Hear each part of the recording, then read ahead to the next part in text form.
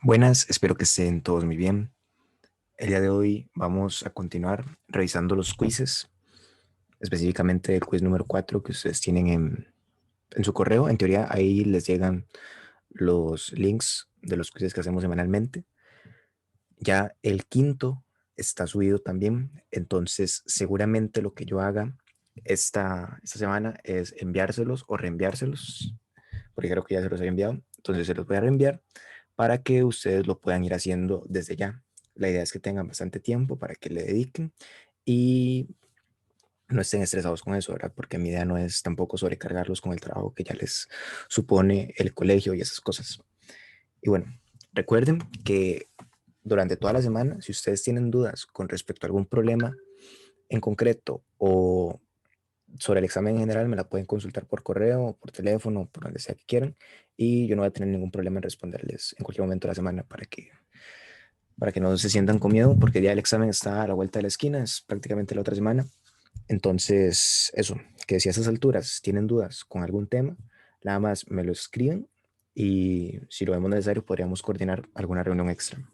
Pero bueno, eso es como nada más por si alguien se sintiera demasiado mal con algunas preguntas, con alguna explicación, etcétera. Igualmente les recuerdo que tengo un canal de YouTube que se llama Admisión USX, por si lo quieren buscar, y ahí he resuelto más o menos 120 ejercicios para que se puedan reforzar, qué sé yo, en la práctica y esas cosas. Pero bueno, igualmente, apenas termine esta clase, les voy a mandar el PDF de todo lo que hemos visto hasta ahora en los quizzes. Así ustedes lo pueden consultar y observar detenidamente cada una de las resoluciones que yo les he mostrado, porque las revisiones de los quizzes son muy rápidas. Entonces no es como que yo les dé mucho tiempo para que lo anoten, esas cosas, pero teniendo el PDF ya ustedes lo van a tener muchísimo más fácil. Igualmente la clase pasada también está en YouTube por si la quieren ir a buscar. El canal es el mismo que usamos para subir las clases ordinarias, entonces no hay pérdida. Y bueno, la primera pregunta de este quiz, el quiz número 4, lo que decía era lo siguiente. Considere la siguiente secuencia de igualdades. Y me decían, N1 vale 2, N2 vale 2, N3 vale 6, N4 vale 6, N5 vale 10 y N6 vale 10. Si se continúa con la secuencia, ¿a cuánto equivale N116? Entonces, veamos que nos dan una serie de Ns, N1, N2, N3, N4, N5 y N6. Y me preguntan por N116. Algo que yo vi en los comentarios de esas publicaciones que están haciendo en Facebook, la Universidad de Costa Rica, dando tutorías, es que hay gente que lo que hace es que se pone a calcular uno por uno. O sea, dicen cuánto vale N7, N8 y así hasta llegar a N116. Ustedes no hagan eso. Si ustedes, o sea, el examen pone ese tipo de preguntas para ver quién hace eso, y la persona que haga eso va a perder ahí, qué sé yo, unos 10 minutos contando uno por uno hasta llegar a 116. Y ustedes van a perder tiempo, entonces van a perder preguntas porque no les va a dar tiempo a terminar todo el examen. No hagan uno por uno cuando tengan preguntas así como demasiado grandes. Cuando ustedes les pregunten por un término de una secuencia que es demasiado grande, lo que tienen que hacer es encontrar un patrón. Y cuando encuentren ese patrón, van a tener que nada más descifrar cuál va a ser el número que va en esa posición. Por ejemplo, veamos N1. N1 vale 2, luego N2 vale 2, N3 es 6, N4 es 6, N5 es 10 y N6 es 10. Vean que va de 2 en 2, o sea, dos números iguales, después otros dos números que son iguales y así sucesivamente. ¿Qué es 2 de 1? 2 es el doble de 1. Luego aquí tenemos 2, que es igual a 2, y 2 es el doble de 1. Eso es como una pista que yo les doy para que puedan resolver el problema. Vean que aquí tenemos N3. N3 es igual a 6. ¿Qué descubrimos aquí? Que si N es un número impar, por ejemplo, n1, el resultado va a ser el doble de ese n. n1 es igual a 1 por 2, n3 es igual a 3 por 2, y veamos ahora n5, que también es impar. n5, con lo que yo acabo de decir, sería igual a 5 por 2. 5 por 2 es igual a 10. Entonces, cada vez que n sea impar, ese resultado va a ser ese número impar multiplicado por 2. ¿Y qué pasa ahora si n es un número par? Por ejemplo, el caso de n2 o el caso de n4. Vean que si n es 2, o sea, n2, el resultado es el mismo que n1. Entonces, n2 es igual a 1 por 2. Luego, n4 es igual a 3 por 2, que es 6. n6 es igual a 5 por 2, que es igual a 10. Entonces, si n es un número par, el resultado va a ser igual al número que está antes de ese número par multiplicado por 2. Entonces sería p menos 1, paréntesis porque hay que separarlo, todo eso multiplicado por 2.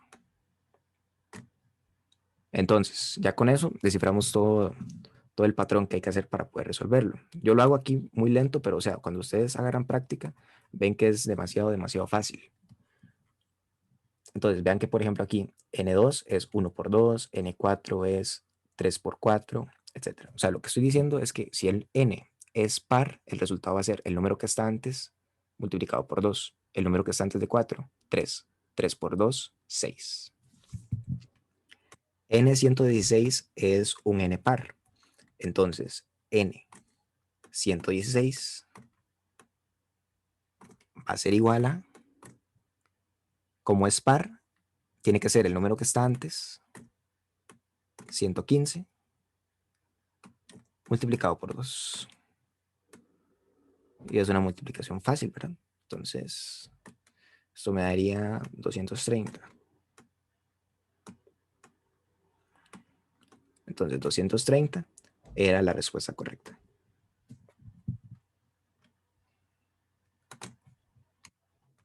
Igualmente, vamos a verlo con el texto que yo les puse aquí. En resumen, hay que ver que los n pares son todos el doble del número anterior. Por ejemplo, n2 es 1 por 2, n4 es 3 por 2, n6 es 5 por 2, y así sucesivamente. Mientras que si n es impar, el valor es el doble del término. Por ejemplo, n1 es 2 por 1, n3 es 2 por 3, y n116 es par. Entonces, como es par, tiene que ser el doble del número anterior. El número anterior de 116 es 115. 115 por 2, 230. Y 230 era la respuesta correcta. La siguiente pregunta dice, en una reunión de 10 invitados, cada persona solo se puede comer 2 bocadillos, ya sean 2 del mismo tipo o uno de un tipo y uno de otro tipo. Si se comieron 11 emparedados, 6 rosquillas y 3 empanadas, con certeza hubo al menos un invitado que, y tenemos todas las opciones. Esta pregunta es muy lógica y a la vez no tanto, porque mucha gente empieza a suponer. Y aquí no hay que suponer tanto, o sea, hay que ver lo más lógico. Vean que se comieron 11 emparedados y son 10 invitados. Cada persona solo se puede comer 2 bocadillos. Entonces, si son 10 invitados, pero se comieron 11 emparedados, ¿qué tuvo que haber pasado? Sí o sí. Sí o sí, tuvo que haber una persona que se comió 2 emparedados. Entonces, si hubo una persona que se comió 2 emparedados, es porque no comió ni rosquillas ni empanadas. Entonces, para que esto pase, con certeza hubo al menos un invitado que no comió ni rosquillas ni empanadas. Y esa era la respuesta correcta.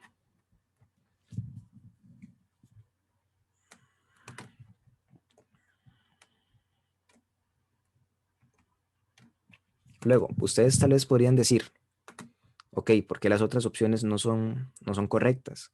Y eso es porque nosotros en las otras opciones no tenemos ninguna certeza como para indicar que eso haya pasado. Por ejemplo, ese que dice que hubo alguien que comió un emparedado y una rosquilla. No sabemos, puede ser que todos hayan comido emparedados con empanadas. O que los que comieron rosquilla lo comieron rosquillas con empanadas y no con emparedados. Entonces no tenemos certeza para afirmar esto. Igual con esto, lo de las dos rosquillas tampoco lo tenemos con certeza, pero como se comieron 11 emparedados y ellos son 10, debió haber al menos uno que repitió. Entonces, esta es la única que va a ocurrir siempre. Porque hagan de cuenta que si ninguno hubiera repetido, o sea, si todos hubieran comido únicamente un emparedado, se hubieran comido nada más 10 emparedados. Entonces, el hecho de que haya 11 quiere decir implícitamente que hubo una persona que se comió dos de esos emparedados. Entonces son 10 invitados, pero se comieron 11 emparedados. La única manera de que esto pase es que al menos una persona se comiera dos emparedados. O sea, que al menos uno no comió ni rosquillas ni empanadas. Ahora vamos con la siguiente pregunta. Dice, en una reunión de 100 personas, a 48 les gustan las frutas, a 2 les gustan las frutas y el pescado, y al resto solo les gusta el pescado. ¿Cuál es la probabilidad de elegir a una persona que solo le guste el pescado? Muy bien. Aquí hay algo que al estudiante casi siempre se le olvida. Cuando usted le digan que a 48 personas les gusta algo o hacen algo, no quiere decir que a esas personas únicamente les guste eso. Entonces, si a usted le dicen que hay 48 personas a las que les gustan las frutas, no quiere decir que a esas 48 personas les gusten únicamente las frutas. O sea, son conceptos diferentes. O sea, si a usted le dicen a 48 personas les gustan las frutas, no es lo mismo que decir que a 48 personas les gustan únicamente las frutas. Y vean que me dicen que a dos les gustan las frutas y el pescado. Entonces, estas dos están dentro de este grupo de 48. O sea, que de esas 48 hay dos a las que les gustan las frutas y el pescado. Pongámosle FP. Y eso quiere decir que hago la resta, ¿verdad? Hay 46 personas a las que les gusta únicamente las frutas y dos personas a las que les gustan las frutas y el pescado. Entonces, el resto tienen que ser las personas a las que les gusta únicamente el pescado, ¿verdad? Por descarte. Entonces, si hay 48 a los que les gustan las frutas, a los que les gusta el pescado tienen que ser 52 porque en total son 100. Entonces, a 52 personas les gusta el pescado. ¿Y esto cómo se representa en probabilidad? Sería el 52%. Y el 52% es 0 punto o coma 52. Entonces, esa es la respuesta correcta. Aquí, la única forma en que la gente se suele ir es que cuentan este 48 y por aparte cuentan estos dos. Entonces, dirían, ok, a 48 les gustan las frutas, a 2 les gustan las frutas y el pescado. O sea, que a los que les gustan únicamente, a los que les gusta únicamente el pescado son los otros 50. Y eso es incorrecto, porque estas dos personas ya están incluidas aquí. Entonces, tengan mucho cuidado con ese tipo de preguntas que son de las que normalmente suelen salir en el examen de admisión.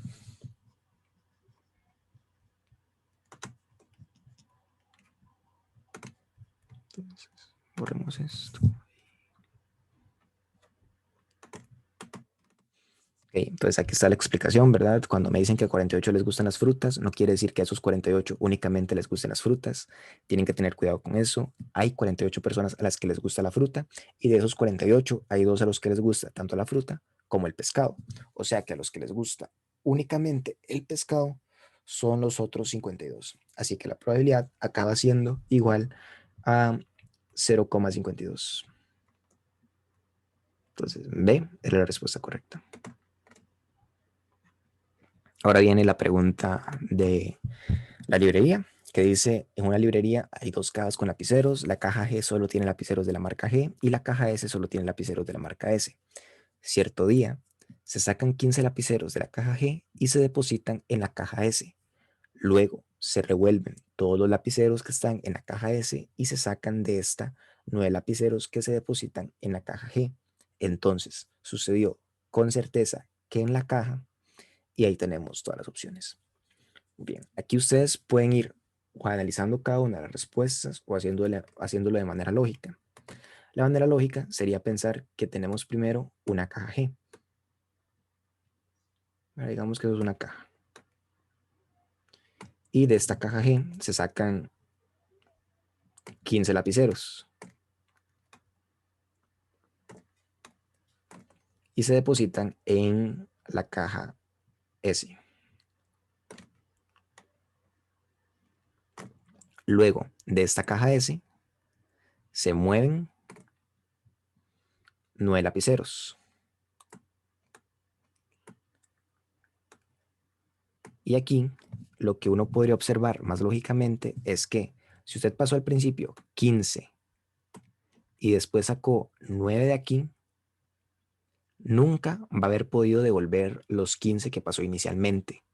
Entonces, en esta caja S tuvo que haber quedado al menos uno de los que yo pasé de la caja G, de estos. Entonces, en la caja S quedó al menos un lapicero de la marca G. Esa era la respuesta correcta. Igualmente, si nos pusiéramos a analizar cada una de las opciones, podríamos ir descartándola. Por ejemplo, la primera dice que en la caja S no quedaron lapiceros de la marca G. Esto no es cierto, porque dijimos que si al principio se pasaron 15 y después se pasaron 9, siempre va a quedar al menos uno. Entonces, la opción A no es la respuesta correcta. La B dice que en la caja G no quedaron lapiceros de la marca G. Esto también es como un truco para que usted se confunda. A nosotros nunca nos dicen que en la caja G haya, bueno, nos dan el número de lapiceros que tiene la caja G. Así que, como la caja G puede tener 15 lapiceros, puede tener 10.000 lapiceros. Entonces, como nosotros no sabemos la cantidad de lapiceros que hay en la marca G, nosotros no podemos asegurar que en esa caja no hayan quedado lapiceros de la marca G. Así que, como no tenemos esa información, esta respuesta no puede ser correcta. Recuerden que en las preguntas que a ustedes le van a hacer del examen de admisión, la respuesta únicamente la puede sacar del texto, no la puede sacar de otro lado, tanto para razonamiento verbal como para razonamiento matemático. La C dice que en la caja S quedó al menos un lapicero de la marca S. Otra vez, aquí pasa lo mismo. Nosotros no sabemos la cantidad de lapiceros que hay en la caja S. En la caja S puede haber 1.000 lapiceros, a como puede haber únicamente 9 lapiceros, y esos 9 lapiceros pueden ser estos que estoy pasando. No sabemos, es una probabilidad. Entonces, como no sabemos, no puede ser la respuesta correcta. Y la otra dice que en la caja G quedó al menos un lapicero de la marca S. En la caja G estamos pasando 9 lapiceros de la caja S, pero estos 9 lapiceros pueden ser justamente 9 de estos 15 que pasé inicialmente. ¿Y qué pasaría si fueran 9 de estos que pasé inicialmente? Serían 9 lapiceros de la marca G. Entonces, en la caja G yo no tendría ningún lapicero de la marca S. Y esto no ocurre con certeza.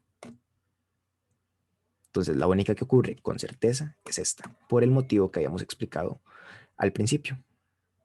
Entonces, vamos a borrar esto y vamos a continuar.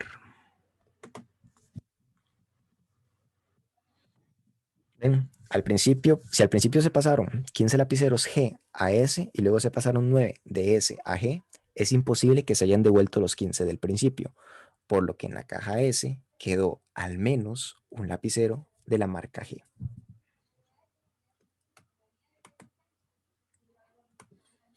Aquí tenemos este gran texto, dice: cierto académico costarricense tiende a descalificar la obra de diversos historiadores, en particular la de Ricardo Salazar, la de Carmen Vargas y la de Esteban Palmer. A Salazar lo etiqueta como un historiador tradicional, pese a la ruptura que supusieron sus trabajos sobre la historia electoral de Costa Rica. A Vargas la cuestiona mediante la estrategia de generalizar sus conclusiones a toda la sociedad, a pesar de que Vargas la circunscribe a la vida política. Y a Palmer lo responsabiliza por inspirar interpretaciones de los grupos subalternos como robots, planteamiento que no tiene la menor base en la evidencia disponible. De acuerdo con el texto anterior, ya tenemos todas las opciones. Entonces tenemos que hallar cuál es la única opción que ustedes pueden concluir a partir del texto. La primera opción dice: la obra de Palmer supuso una ruptura por su tradicionalismo en la historia electoral. Veamos si la obra de Palmer supuso una ruptura. Dice que a Palmer lo responsabiliza por inspirar interpretaciones de los grupos subalternos como robots, planteamiento que no tiene la menor base en la evidencia disponible. En ningún momento se habla de alguna ruptura o tradicionalismo, entonces esta no es la correcta. La segunda dice: el académico costarricense desmiente las afirmaciones de los historiadores. En algún momento dice que él los desmiente a todos. No, ¿verdad? Él tiende a hacerlo, pero no dice él tiende a descalificar, pero no dice que las desmienta, ¿verdad? Entonces son cosas diferentes. Así que esto tampoco, no tenemos la certeza. La C dice que las obras de los tres historiadores se relacionan con la política, la sociedad y la cultura. Vimos que hay uno que habla de historia, eso puede ser sociedad. Vimos que también Vargas habla de política. Y esto de los grupos subalternos podemos identificarlo también como algo social, o sea que entra en sociedad. Pero ninguno habla de la cultura directamente. Entonces, esta es incorrecta. La D dice que los planteamientos de Vargas se refieren únicamente a la política. ¿Qué dice Vargas? Dice que la cuestiona mediante la estrategia de generalizar sus conclusiones a toda la sociedad, a pesar de que Vargas la circunscribe a la vida política. O sea, que todas las conclusiones de Vargas van dirigidas a la política. O sea, que todos sus planteamientos se refieren únicamente a la política. Entonces, esta es la respuesta correcta. Y la siguiente dice que no existe ninguna evidencia que respalde las interpretaciones de Salazar. De Salazar dice que lo etiqueta como un historiador tradicional, pese a la ruptura que supusieron sus trabajos sobre la historia electoral de Costa Rica. No dice que no haya evidencia que respalde sus interpretaciones. Entonces, esta no puede ser la respuesta correcta. Si no está en el texto, no la podemos marcar. Entonces, la respuesta correcta sería la D.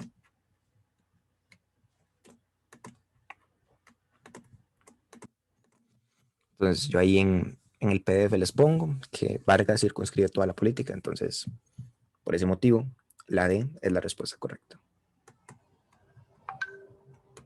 La siguiente pregunta dice: en todas las épocas de la historia de la humanidad es posible observar cómo el descubrimiento de nuevas tecnologías ha producido cambios notorios en su sistema de vida.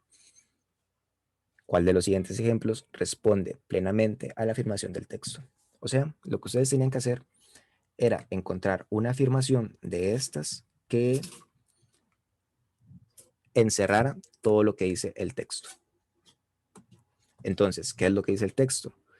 Que se ha podido observar cómo el descubrimiento, o sea, tenemos que hallar un ejemplo que hable de un descubrimiento específico y que haya producido cambios notorios en el sistema de vida. O sea, hay que hallar una opción donde se mencione un descubrimiento y el cambio que produjo en el sistema de vida o en la vida cotidiana, como lo quieran ver. Entonces, aquí ustedes podrían ir revisando cada una. Por ejemplo, la primera dice que la brújula fue un instrumento imprescindible para la navegación. Primero, aquí no nos están hablando del descubrimiento o el surgimiento o la aparición de la brújula. Entonces, como no hablan del descubrimiento, esta opción no puede ser la respuesta correcta. La segunda dice, una casualidad condujo al descubrimiento de la ley de la gravedad. Aquí se habla de un descubrimiento, pero vean que no se menciona el efecto que ha tenido en el sistema de vida. Entonces, no puede ser la respuesta correcta. La C dice que la aparición de la imprenta, vean que está hablando de la aparición o el descubrimiento, permitió difundir la cultura en forma más rápida y precisa. Este permitió difundir la cultura es el efecto que tuvo. Y esta cumple con la afirmación que nos dio el texto. La siguiente dice que el ser humano primitivo desconoció la utilidad de los metales, nada que ver. La siguiente dice que el pararrayos es un artefacto eficaz para la protección del ser humano. Se menciona cuál es el efecto, ¿verdad? Que es la protección del ser humano, pero no se habla de su descubrimiento. Entonces, nada que ver. Y la C era la respuesta correcta.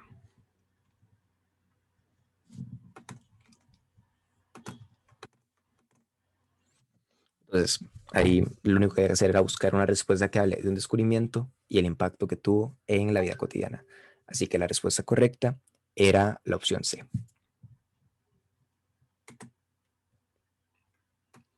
La siguiente pregunta dice, una empresa debe empacar en sacos 90 kilogramos de frijoles rojos, 180 de frijoles negros, 150 de frijoles blancos, sin mezclarlos.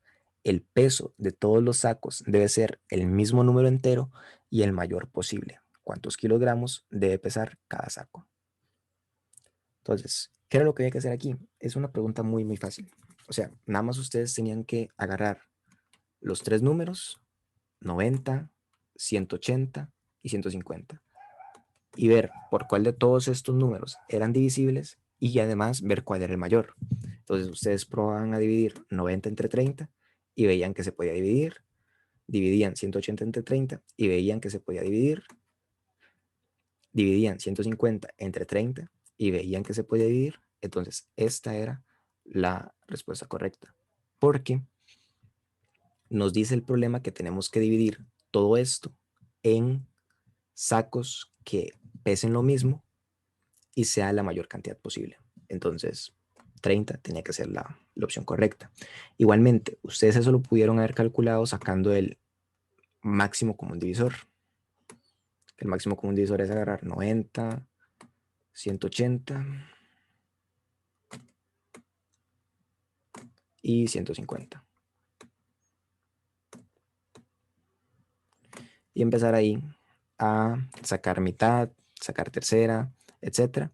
Y al final ver cuándo ya no se puede sacar más mitad o tercera de los tres números. Y cuando eso ocurriera, ese iba a ser el máximo común divisor. Y eso les tuvo que haber dado 30. Entonces, ustedes pueden tratar de hacerlo. Eso es como una tarea si lo quisieran comprobar. Y así aparte practican cómo sacar el máximo común divisor. La cosa es que al final llegaban a que 30 era la respuesta correcta.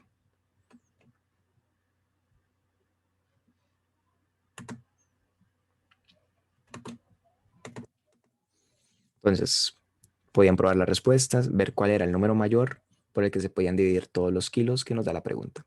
La respuesta era 30. También podían calcular el máximo común divisor. La siguiente pregunta dice, ningún propósito es tan alto que permita considerar legítimos los métodos indignos para lograrlo. ¿Cuál de las siguientes expresiones resume la idea central del texto anterior? ¿Qué quiere decir ese texto? De ahí, analicémoslo. Ningún propósito es tan alto que permita considerar legítimos los métodos indignos para lograrlo. O sea, en resumen, que el fin no justifica los medios. O sea, si usted va a hacer algo, por más bueno que sea, eso no justifica que usted lo haga por métodos malos o indignos, como lo dice el texto. Entonces, ese es el resumen y con eso ya podíamos encontrar cuál era la respuesta correcta.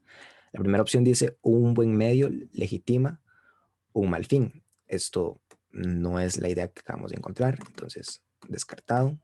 La B dice que un buen fin legitima cualquier medio. Eso tampoco, más bien es todo lo contrario. La C dice que un buen fin no justifica un mal medio. Eso es cierto. Es lo que dijimos, ¿verdad? Que el fin no justifica sus medios. Entonces, la C es la respuesta correcta. La D dice que un buen medio conduce a un buen fin. Nada que ver, eso no lo dice el texto. Y la última, que un buen fin no determina un buen medio. Tampoco, eso no lo dice el texto. La única correcta es la opción C.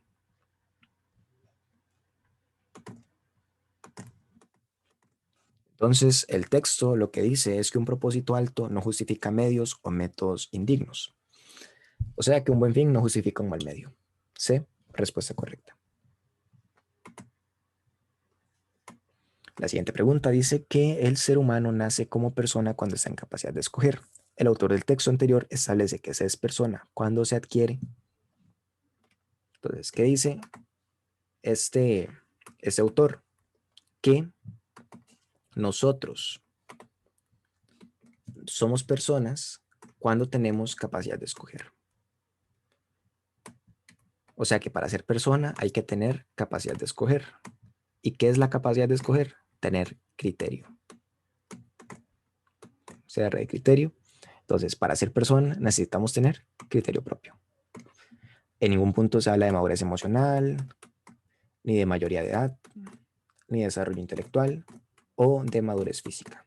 Entonces, por descarte también sale que criterio propio es la respuesta correcta.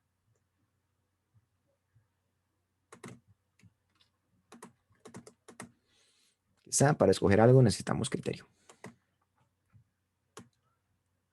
Y esta otra pregunta también, que era una de las sencillas, porque nada más teníamos que probar las respuestas. Dice que cierto año Rebeca tenía 20 años y sus dos hermanos 6 y 7 años. ¿Cuál es el menor número de años que debe transcurrir a partir de ese año para que la edad de Rebeca llegue a ser menor que la suma de las edades que tendrán sus dos hermanos? Entonces, aquí hay que considerar que cada año que pase, Rebeca también va a ir aumentando su edad, ¿verdad? No solo los hermanos, es lógico. Entonces, ustedes podían probar, por ejemplo, con 7. Empezamos del menor a mayor, porque vean que me están preguntando el menor. Bueno, aquí mentira, el menor es este. O sea, nos están preguntando el menor. Entonces, como nos preguntan el menor, empezamos por los números más bajos. Entonces, en 7 años, ¿cuántos va a tener Rebeca? Va a tener 27. Y los dos hermanos, ¿cuánto van a tener? 7 más 7, 14. Y 6 más 7, 13. Entonces, 14 más 13. Y eso es 27. Vean que en 7 años las edades van a ser iguales. Y aquí me dicen que Rebeca tiene que ser menor. Entonces 7 no me sirve. Y en 8 años, veamos, en 8 años, Rebeca va a tener 28. Y los hermanos tendrían ahora, sería 15 y 14, ¿verdad? Sí. Serían 15 más 14. Y eso sería igual a 29. Vean que aquí se ocurre, 28 es menor que 29. O sea que aquí, dentro de 8 años, ya la edad de Rebeca es menor que la suma de las edades de los dos hermanos. O sea que 8 años es la cantidad mínima de años que tienen que pasar para que ocurra lo que me dice el problema. Entonces, 8 era la respuesta correcta.